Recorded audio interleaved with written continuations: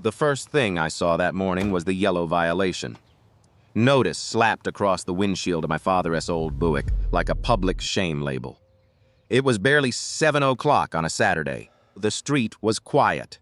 The sprinklers were ticking across perfect lawns, and I was standing in my own driveway with a cup of coffee in one hand, staring at a $500 HOA fine for what the letter called an unsightly vehicle. Not illegal, not abandoned, not leaking oil, not blocking a sidewalk, just ugly. Across the street, Karen Whitmore stood beside her mailbox with her phone raised, recording me like she had caught a criminal dragging stolen furniture through the neighborhood. She was the chair of the HOA Architectural Aesthetics Committee, a title she wore like a badge and a weapon. Her lips were tight, her chin was lifted, and the second I looked up, she pointed at the Buick with that sharp little smile people use when they think they have power. She had been waiting for me to find it. A few neighbors slowed their morning walks. One man pretended to check his dog's leash. Another woman stood frozen by her trash bins. Karen made sure her voice carried across the street as she announced that vehicles like mine lowered community standards and damaged property values. She called my car an embarrassment, a junkyard eyesore, and proof that some residents simply refused to respect the neighborhood. Then she tapped the hood of her brand-new luxury SUV, parked in her driveway like a trophy under the morning sun. The paint still looked wet. The windows were spotless. The temporary dealer tag was still in the rear window to Karen. That SUV was evidence that she belonged here and I did not. She had no idea the metal license plate frame on the back of that SUV carried my last name. Carter, Premier Auto Group, my dealership. The same dealership where she had bought that SUV less than 3 weeks earlier. The same dealership that had given her a complimentary VIP maintenance package, priority loaner access, free pickup service, and thousands of dollars in courtesy perks she had bragged about to half the neighborhood. I did not tell her any of that. I just peeled the notice off my windshield, read the words again, and looked at the small dent where her hand had slapped the hood of my Buick hard enough to leave a mark in the dust. Karen thought she had just humiliated a man with an old car. She did not know that by the end of the month, the HOA would erase the fine. Her committee position would be gone, and that beautiful SUV she used to mock me would cost her more than $18,000 in privileges. She never thought she could lose. Before Karen Whitmore turned my driveway into a neighborhood spectacle, I had done everything possible to live quietly. My name is Daniel Carter, and I was 42 years old when this happened. I lived in a neat little HOA community outside Columbus, Ohio, the kind of place with trimmed hedges, identical mailboxes, polite waves, and neighbors who somehow knew when your trash can stayed at the curb 10 minutes too long. I bought my townhome 6 years earlier, not because I wanted status, but because it was peaceful, close to my mother's assisted living facility, and far enough from work that I could leave business behind when I pulled into the driveway. At least, that was the idea. Most people in the neighborhood thought I was just another middle-aged guy with an old car and a boring routine. I left early, came home late, kept my lawn clean, paid my dues on time, and rarely attended HOA social events unless there was a vote that actually mattered. I was friendly but private. I waved. I helped a neighbor jumpstart her car once. I signed for packages when people were out of town. But I never tried to join the little social circle that treated the clubhouse like a country club. That made me invisible to some people and suspicious to others. The Buick was the main reason Karen noticed me. It was a 2004 Buick LeSabre in a faded blue-gray color that looked different depending on the weather. In the shade, it looked almost silver. In the sun, the paint showed every year it had survived. The leather seats had cracks. The radio worked only when it felt like cooperating, and the driver's side floor mat had been worn thin by 2 decades of use. But the engine started every morning. The tires were good. The registration was current. The insurance was paid. It did not leak oil, smoke, squeal, or sit abandoned on blocks. It was not a hazard. It was not junk. It was my father's car. My dad bought that Buick when I was still trying to figure out what kind of man I wanted to become. He drove me to my first real job interview in that car. He sat in the parking lot afterward, while I walked into a tiny used car dealership wearing a shirt that did not fit right, and shoes I had polished until my fingers hurt. I did not get hired as a salesman. I got hired to wash cars, move inventory, clean coffee out of cup holders, and stay out of the way when customers came in. My father told me that honest work had a way of becoming something bigger if a person showed up every day and paid attention. He was right. I learned the business from the bottom. I learned how customers were treated when they looked rich and how they were ignored when they did not. I learned financing, trade-ins, service contracts, parts shortages, warranty rules, state compliance, and the quiet difference between a good dealership and a predatory one. Years later, I bought a minority stake in that same store. Then I bought more. Then I took over operations. By the time Karen put that violation notice on my windshield, Carter Premier Auto Group had 3 locations, 2 service centers, and more than 100 employees. But in my own neighborhood, I never advertised that. I did not park a luxury car in the driveway. I did not wear dealership-branded jackets. I did not put my name on a vanity plate. I kept the Buick because every time I opened the door, I could still smell the faint mix of old leather wintergreen gum and the coffee my dad spilled on the console the year before he died. That car reminded me who I was before the suits, before the paperwork, before people started calling me sir because my signature could approve a loaner fleet or cancel a vendor contract. So when Karen called it ugly, she was not just insulting a car, she was stepping on a memory. Karen had lived in the community longer than I had, and she treated that fact like ownership. She was not the HOA president, but she had built herself a small kingdom inside the Architectural Aesthetics Committee. Paint colors, porch furniture, garden flags, holiday lights, window treatments, mailbox numbers, patio umbrellas. She had an opinion about all of it. People laughed about her behind closed doors, but most of them paid her fines because fighting the HOA felt exhausting. I understood that. Nobody buys a home hoping to spend their evenings reading bylaws and arguing over vague rules written by people with too much free time. Still, there is a difference between keeping a community clean and using rules to embarrass people. That was the part Karen never understood. She believed appearances were morality. A shiny car meant discipline. A newer patio set meant respect. A luxury SUV meant success. An old Buick meant failure. And once she decided I was the kind of person who lowered the image of the neighborhood, every ordinary thing I did became proof in her mind. Before this story goes any further, sir, think about that for a second. If you saw an older car parked legally in someone's private driveway, would you call it a problem, or would you mind your own business? Drop your opinion, because what Karen did next showed me exactly how dangerous a little authority can become when it lands in the hands of someone who cares more about control than rules. At that point, I still believed the fine was just a misunderstanding. I thought one polite email, one copy of the vehicle registration, and one calm explanation would end it. I thought the HOA board would look at the actual rules, realize Karen had gone too far, and quietly remove the violation from my account. I was wrong. Karen did not want compliance. She wanted surrender. The real trouble started 3 days after I sent my first polite email. I had written it carefully, the way I handled disputes at work when someone was upset but still reachable. I attached a photo of the Buick in my driveway. I attached the current registration. I attached proof of insurance. I even copied the exact HOA parking section that listed the vehicles not allowed in public view. Inoperable vehicles, vehicles with expired tags, vehicles missing wheels, commercial trucks over a certain size, trailers, boats, and cars leaking fluids onto pavement. My Buick was none of those things, so I asked one simple question. I wanted to know which rule I had violated.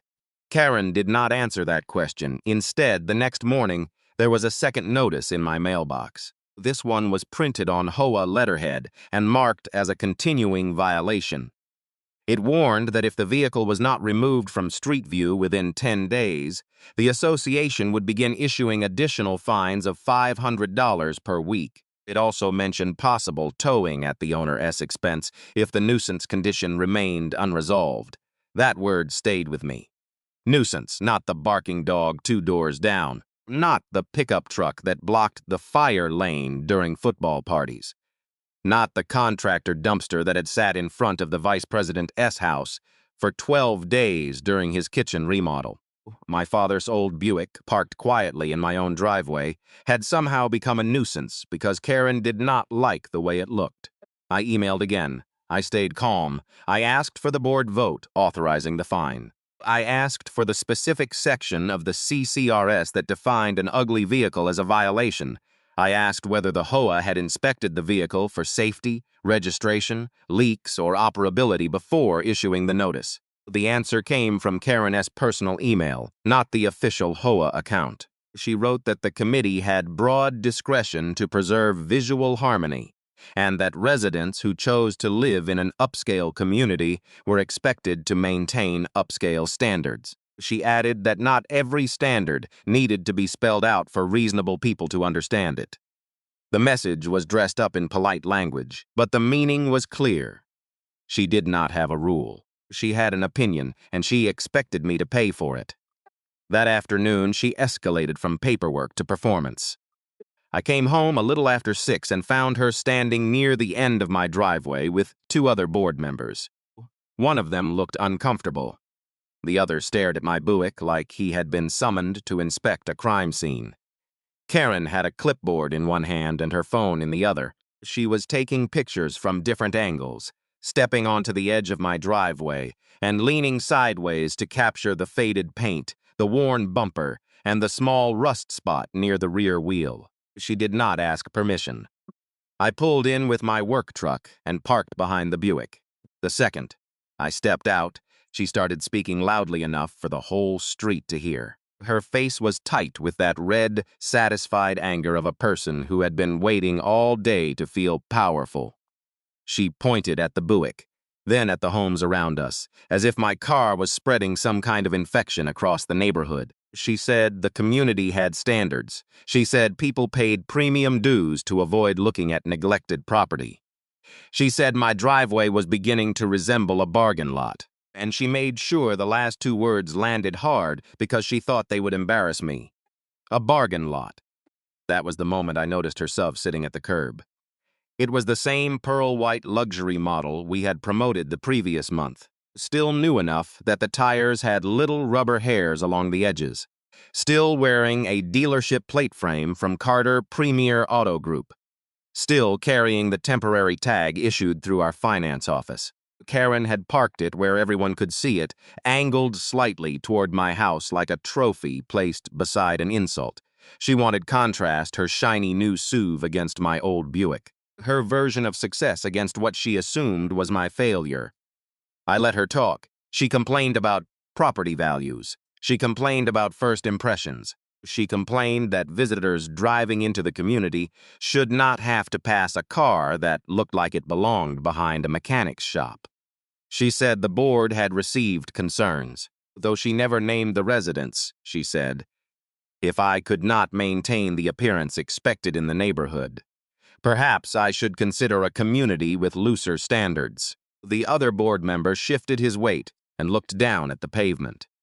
That was how I knew she had gone further than he expected. Then she stepped closer to the Buick and placed her palm on the hood. Not gently, not like someone pointing out a detail. She slapped it once, flat and hard, making a dull metallic sound that carried across the driveway. Dust jumped from the paint. My jaw tightened, but I did not move toward her. I had cameras under the porch, one above the garage, and one in the window facing the driveway, if Karen wanted to turn herself into evidence. I was not going to interrupt her. The worst part came the following Monday. I was in a manager's meeting at our north location when my phone buzzed with a motion alert from my front camera. I opened it expecting a delivery. Instead, I saw a tow truck creeping toward my driveway, with Karen walking beside it, waving the driver forward like she owned the pavement under my tires. The Buick was still parked on my private driveway. Not on the street, not across a sidewalk, not blocking the mailbox, not abandoned. My driveway, the tow driver got out, looked at the car, looked at the notice. Karen handed him, then looked toward my front door. The camera caught everything. Karen pointed at the Buick, pointed at the HOA notice, then made a sharp motion with her hand as if ordering him to hook it and take it away. The driver did not do it.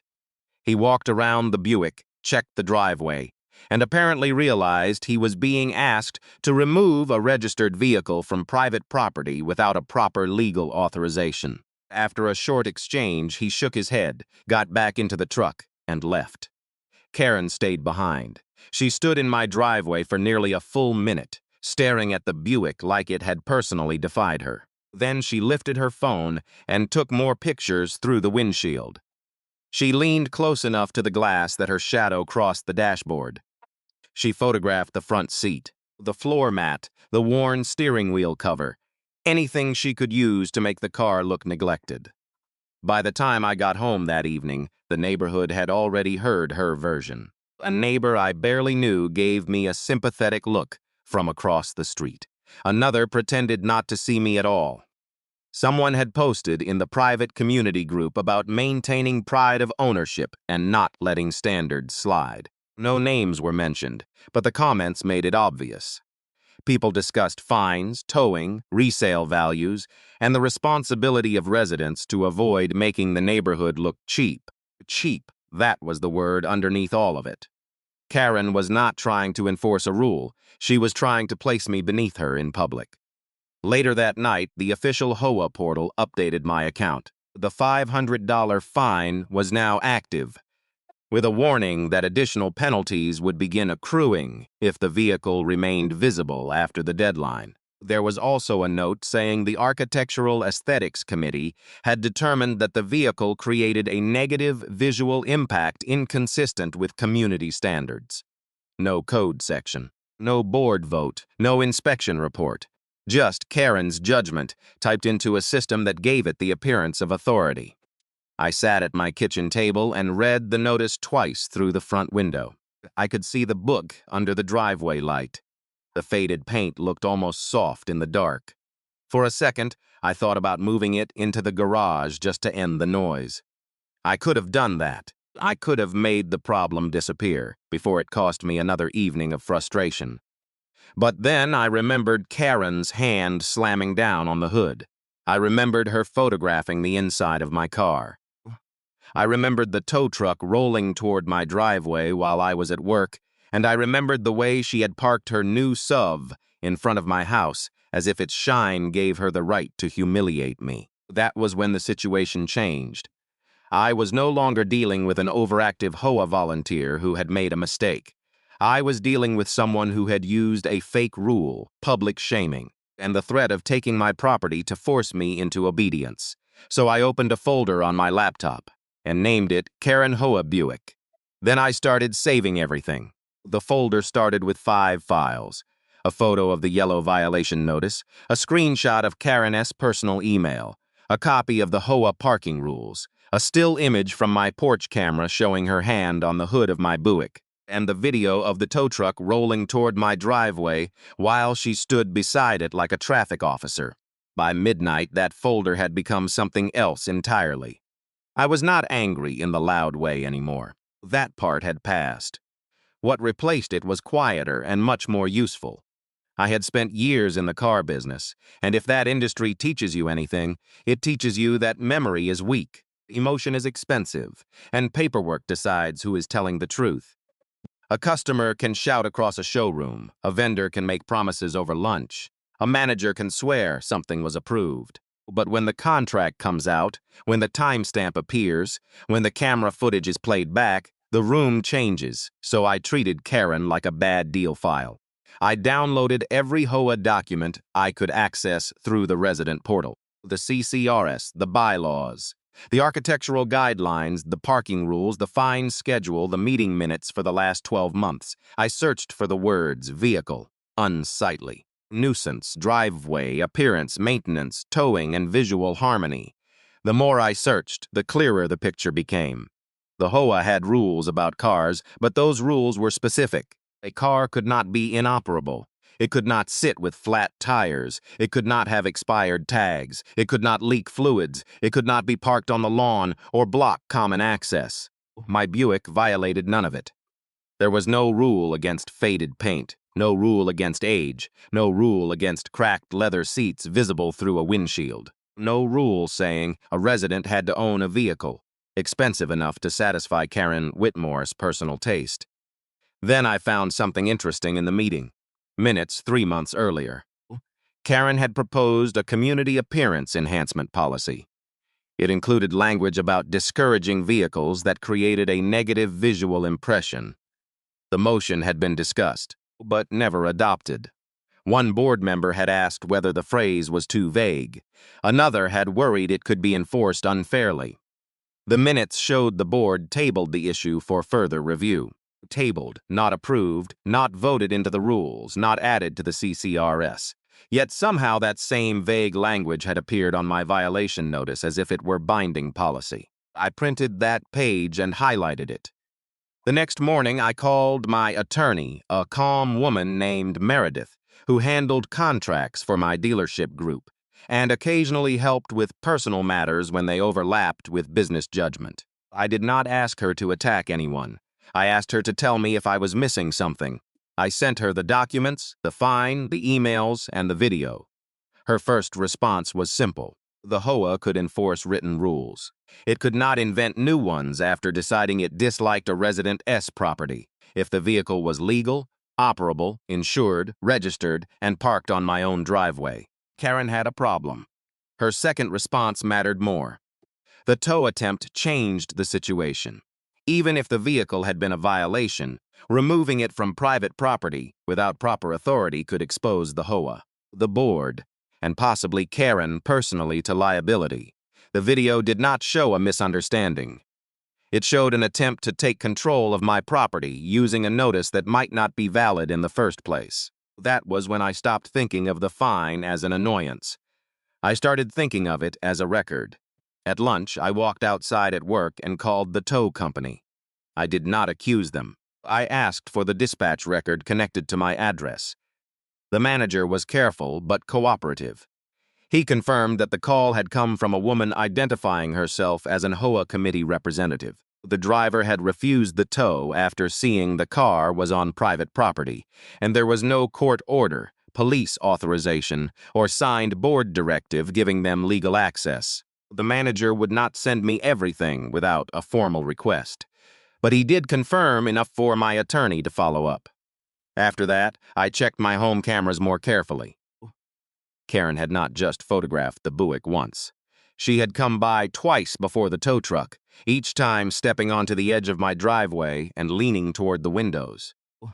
One clip showed her taking a close-up photo of the VIN plate through the windshield.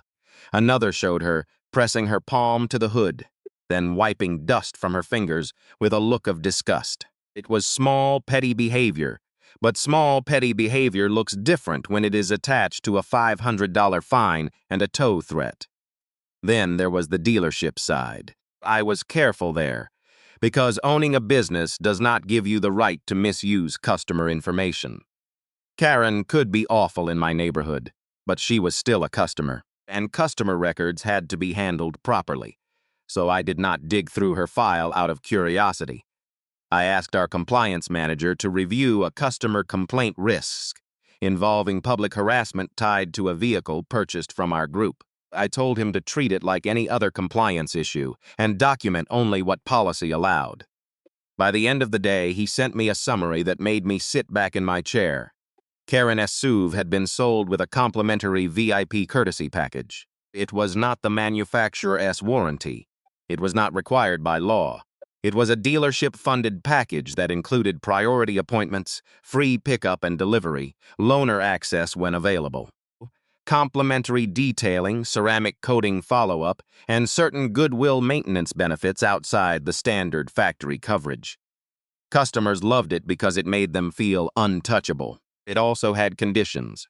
The contract allowed the dealership to suspend or revoke complimentary benefits for fraud, misrepresentation, abusive conduct toward staff, or misuse of promotional qualifications. Karen S. file already had notes, not opinions. Notes, she had berated a finance assistant until the general manager stepped in. She had demanded an additional discount after signing, claiming she had been promised something that was not in the buyer's order. She had pushed for a regional incentive using an address that did not match her license, tax documents, or insurance information. The finance office had corrected it before funding, but the exchange had been documented. Then there were showroom camera clips, saved because one employee had filed an internal conduct report after Karen insulted her in front of another customer.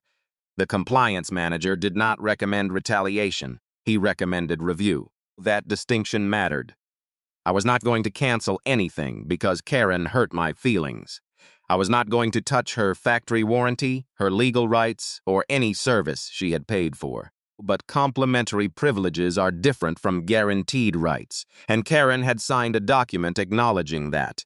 So I asked compliance to preserve the file and send it to our outside counsel for review.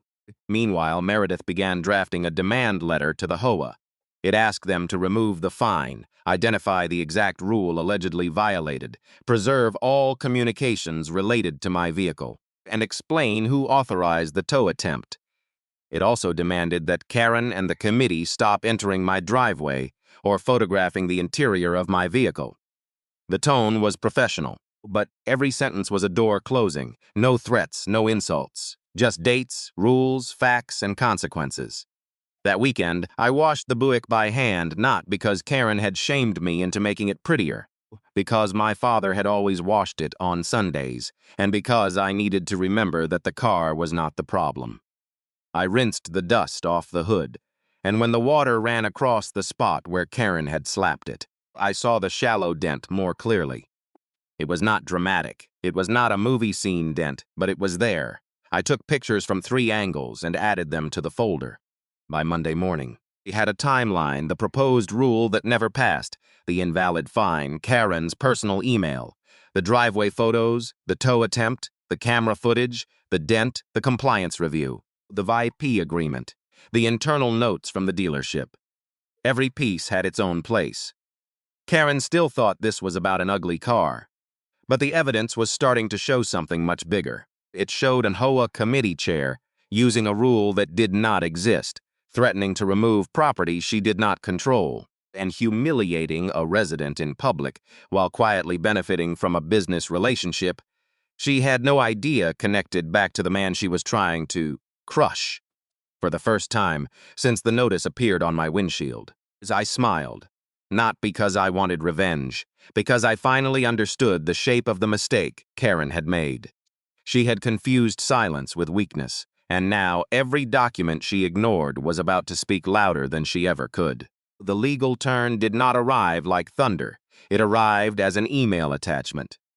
Meredith sent me the first draft of the demand letter on a Wednesday morning, and even before I opened it, I knew Karen's little performance in my driveway had crossed into territory she did not understand. The letter was not emotional. It did not call her cruel. It did not mention that the Buick had belonged to my father. It did not accuse her of being jealous, classist, or drunk on committee power. That would have made it weaker. Instead, it did what good legal writing does. It took away the fog. The first section identified the vehicle. A 2004 Buick LeSabre, registered, insured, operable, parked on private property within the boundaries of my deeded driveway.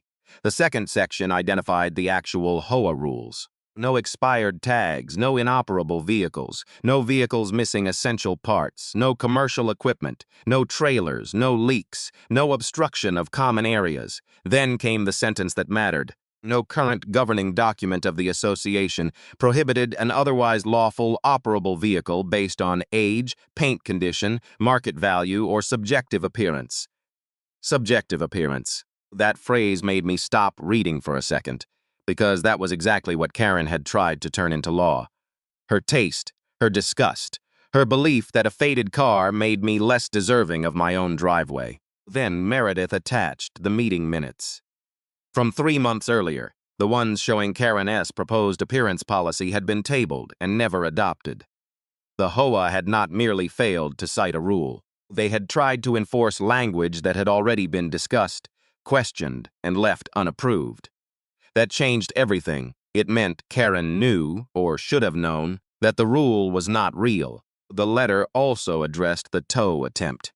It preserved the video of the tow truck arriving at my property. It requested the identity of every person who authorized or participated in the attempted removal of my vehicle. It warned that any further attempt to tow, immobilize, damage, or interfere with the Buick would be treated as intentional interference with personal property and referred to the appropriate civil authorities. There was no yelling in that paragraph. That was why it sounded dangerous. Meredith sent the letter to the HOA management company, the board president, the property manager, and Karen S. official committee email. She gave them 5 business days to remove the fine, correct my account, preserve communications, and confirm that no further enforcement action would be taken. For the first time since this started, Karen went quiet. Not completely quiet, of course. People like Karen do not disappear when they lose control. They shift rooms, they whisper where they used to shout. That afternoon, 2 neighbors who had barely spoken to me in months suddenly became friendly by the mailboxes. One asked, a little too casually, whether the car issue had been resolved. Another mentioned that Karen had been telling people I had brought lawyers into a simple community matter. The way he said it made the situation sound like I had overreacted to a harmless suggestion. I did not defend myself. I had learned a long time ago that when someone is trying to build a story around you, the worst thing you can do is start throwing your own words into the fire. So I smiled, took my mail, and went inside. The next turn came from the dealership. Our outside counsel completed the review of Karen S. VIP courtesy package and sent a clean, careful recommendation. Her factory warranty could not be touched, and nobody at our company had any intention of touching it. She paid for the vehicle. She had the rights that came with the manufacturer's warranty. She had the rights listed in her purchase documents. Those stayed exactly where they were, but the dealership-funded privileges were different. The VIP package had been complimentary. It was not part of the purchase price. It was not required by the manufacturer. It was a courtesy benefit offered under a separate agreement, and Karen had signed that agreement on delivery day without reading it closely. The way people often sign things when they are too busy enjoying being treated as important. The agreement contained a conduct clause. Complimentary benefits could be suspended or revoked if the customer provided materially inaccurate information during a promotional qualification process, abused staff, misused dealership services, or engaged in behavior that created legal or reputational risk for the dealership. Karen had checked more than one box. The regional incentive address issue alone was enough to trigger review. The employee conduct report made it worse. The showroom camera footage made it harder for her to deny. And now, her public harassment of a resident while using her newly purchased vehicle as a status symbol connected her behavior back to our brand in a way no compliance department likes. The recommendation was not revenge. It was risk management. That distinction mattered to me more than anyone knew. I did not want to become Karen in a better suit. I did not want to use power the way she had used hers. So I asked our general manager to handle it like any other file. Written notice policy citations, no insults, no personal commentary, no special treatment, because the owner happened to live across the street from the customer. The letter went out the next morning. It informed Karen that Carter Premier Auto Group had opened a compliance review related to her complimentary VIP courtesy benefits. Pending that review, her priority loaner access, complimentary pickup and delivery, courtesy detailing, ceramic coating follow-up, and non-warranty goodwill maintenance privileges were suspended. It clearly stated that her manufacturer warranty remained intact, and that all paid services and legally required obligations would continue to be honored. It was clean, it was lawful, it was boring, and that made it perfect. Karen called the dealership less than 20 minutes after the email was sent. I was in my office overlooking the service drive when my assistant stepped in and told me there was a customer on the line demanding the owner. I already knew. I could see the number on the screen. I let the general manager take the call first because process mattered. Through the glass wall, I watched him listen, take notes, and repeat the same calm explanation. The complimentary benefits were under review. The contract allowed suspension. Factory warranty remained unaffected. Any questions could be sent in writing. Karen did not want writing, she wanted a person to intimidate. After several minutes, my general manager looked through the glass at me. I nodded once, he transferred the call. I did not raise my voice when I introduced myself as Daniel Carter, owner of Carter Premier Auto Group. There was a pause on the line so deep, it felt like the entire building had gone silent with her. In that pause, I understood the exact moment she realized what she had done. The man she had mocked in front of the neighborhood. The man she had described as lowering community standards. The man whose car she wanted dragged from his own driveway was the same man whose company had been giving her the luxury treatment she believed proved she was above people like me. I kept the call professional. I explained that I would not discuss HOA matters on a dealership line. I explained that the VIP package was being handled by compliance and counsel. I explained that no one was canceling her manufacturer warranty, no one was denying her paid rights, and no one was retaliating against her. I also explained that all further communication about the complimentary benefits needed to be in writing. She tried to recover. She said she had spent serious money. She said she knew people. She said she would leave reviews, call the manufacturer, contact local news, and make sure everyone knew how my company treated customers. That was when I told her calmly that she was free to submit any complaint she wanted, and we would respond with the signed agreements, the compliance notes, the incentive documentation, and the internal conduct reports. The line went quiet again. People who live by public shame often forget that documents have no embarrassment threshold. They do not flinch. They do not get nervous. They do not care who is popular in the clubhouse. They simply sit there, dated and signed, waiting for the right moment. By the end of that day, Karen had two problems she could not talk her way out of. At home, the HOA Fine was collapsing because the rule behind it did not exist. At the dealership, the privileges attached to her luxury SUV were suspended because the agreement behind them did. That contrast was almost poetic. For days, she had tried to punish me for owning something old but legal. Now she was learning that owning something new did not protect her from the consequences of her own signature. The final twist came on Friday. The HOA management company responded to Meredith.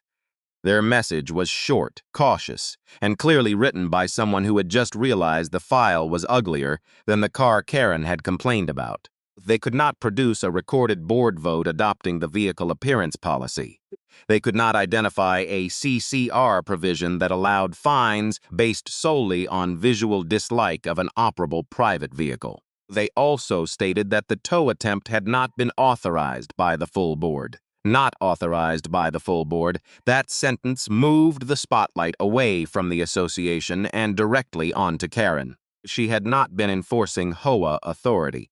She had been borrowing its letterhead. And once that became clear, the board could no longer pretend this was about my Buick.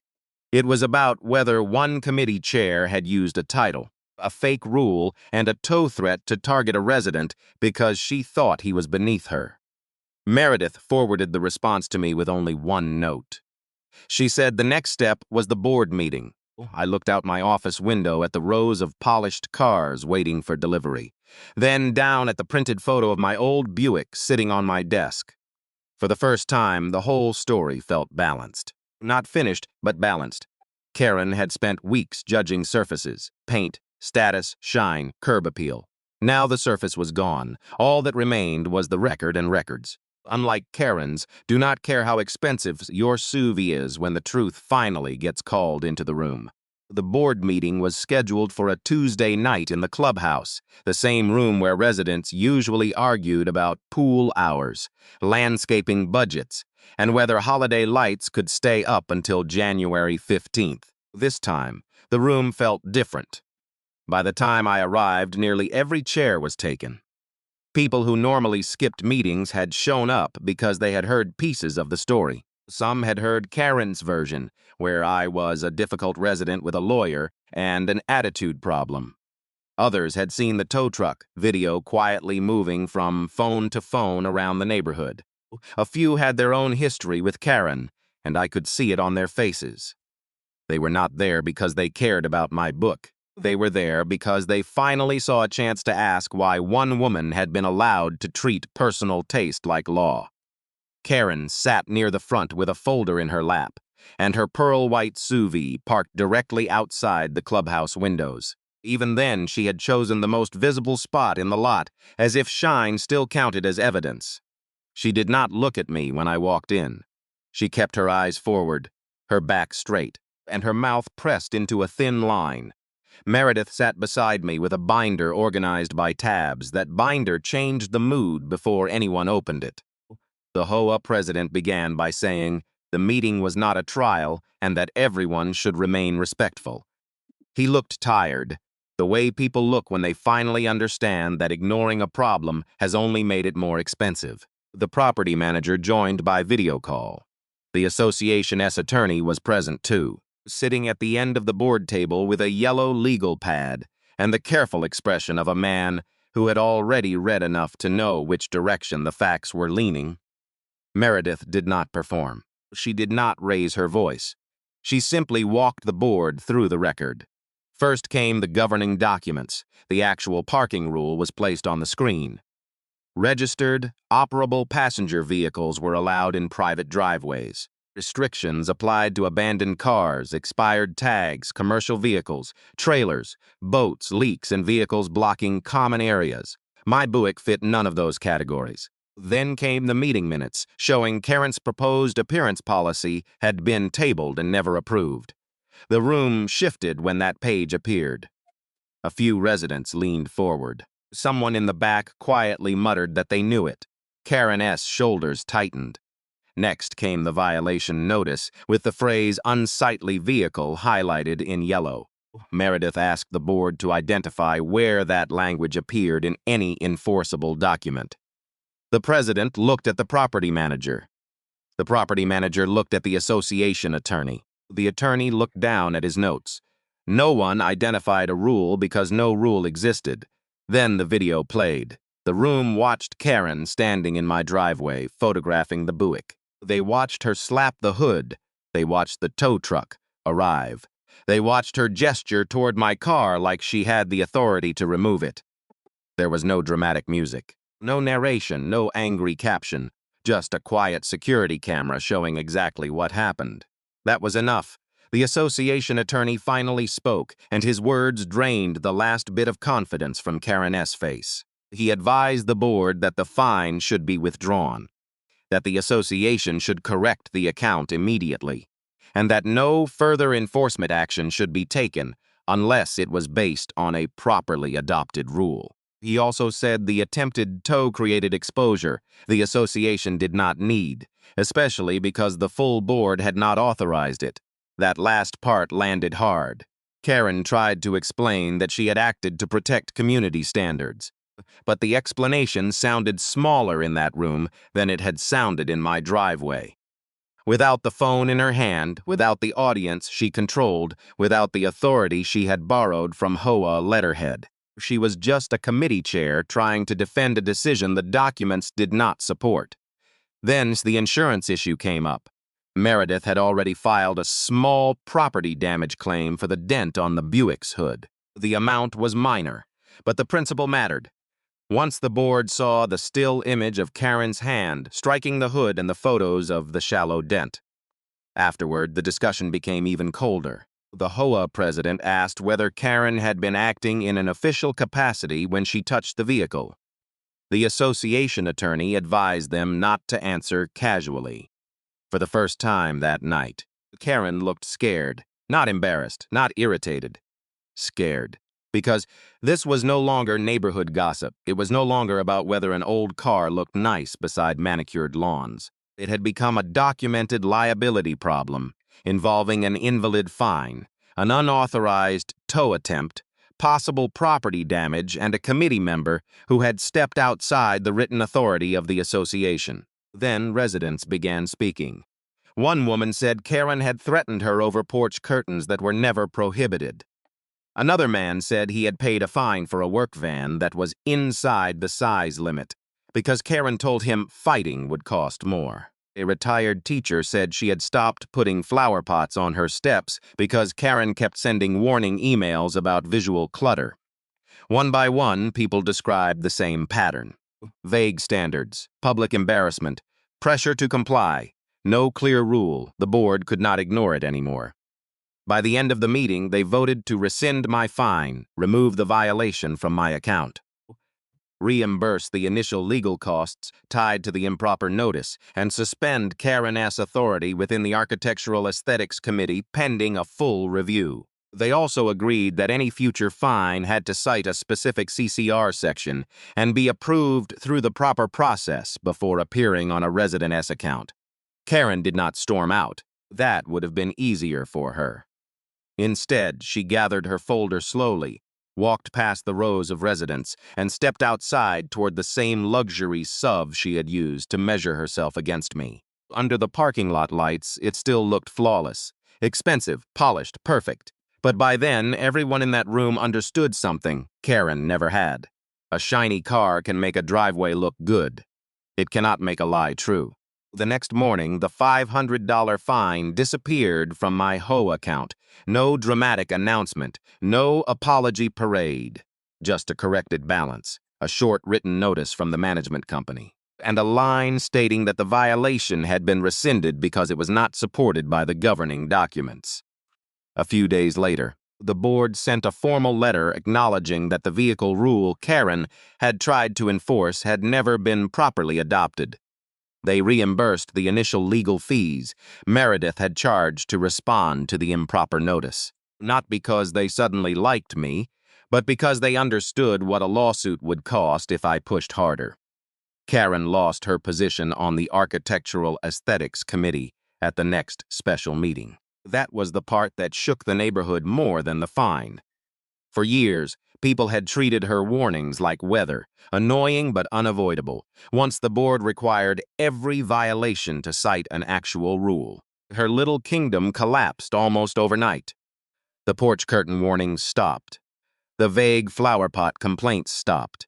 The comments about visual harmony vanished from the portal. Residents who had quietly paid small fines started requesting reviews of their old notices, and the board had to admit that several of them had been issued under standards that were never as clear as Karen made them sound. The dent in my Buick was handled through insurance. It was not a large claim. The repair estimate was smaller than the price of one of Karen's luxury sous vide payments. But the video showed her hand striking the hood, and the photos showed the mark afterward. In the end, she had to cover the repair and sign a written statement that she would not touch, photograph inside, or interfere with my vehicle again. I did not even fix the dent right away. For a few weeks, I left it there as a quiet reminder that the smallest act of arrogance can become evidence when someone is watching at the dealership. Compliance finished its review. Karen S. manufacturer warranty remained exactly where it belonged. I never touched it, because that would have made me the kind of person she accused me of being. But the dealership-funded VIP benefits were permanently revoked under the conduct and misrepresentation clauses she had signed. No more priority loaner. No more complimentary pickup and delivery. No more courtesy detailing. No more ceramic coating follow-up.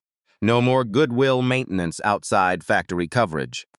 When her service advisor calculated the value of the revoked benefits, the total came to a little over $18,000 for a woman who had mocked my old Buick as a symbol of failure. Losing the privileges attached to her shiny new SUV was a very public kind of embarrassment. She stopped parking it in the most visible spots. After that, she stopped slowing down in front of my driveway. She stopped speaking at HOA meetings unless someone directly asked her a question. The confidence did not disappear from her face all at once, but it faded the same way paint fades under years of sun, slowly, unevenly, and in a way everyone can see once they know where to look. As for the Buick, I kept driving it. I washed it on Sundays. I replaced one cloudy headlight. I had the tires rotated. Sometimes, when I pulled into the driveway after work, I saw neighbors glance at it differently. Not like an eyesore anymore. More like a warning. Not a warning about me, but about what happens when someone mistakes appearance for authority. So if there is one thing I hope people take from this, it is not that money wins, it does not. Power can be abused whether it comes from a bank account, a board seat, or a clipboard with an HOA logo on it. What wins is proof. Save the emails. Read the rules. Keep the footage. Ask for the exact section they claim you violated. Do not let someone turn their personal taste into your legal obligation. And if you have ever dealt with an HOA, a neighbor, or a so-called community leader who acted like Karen, share your thoughts. Because someone else watching may need the reminder that staying calm does not mean backing down. Sometimes the quiet person with the ugly car is not weak. Sometimes he is just waiting for the paperwork to catch up.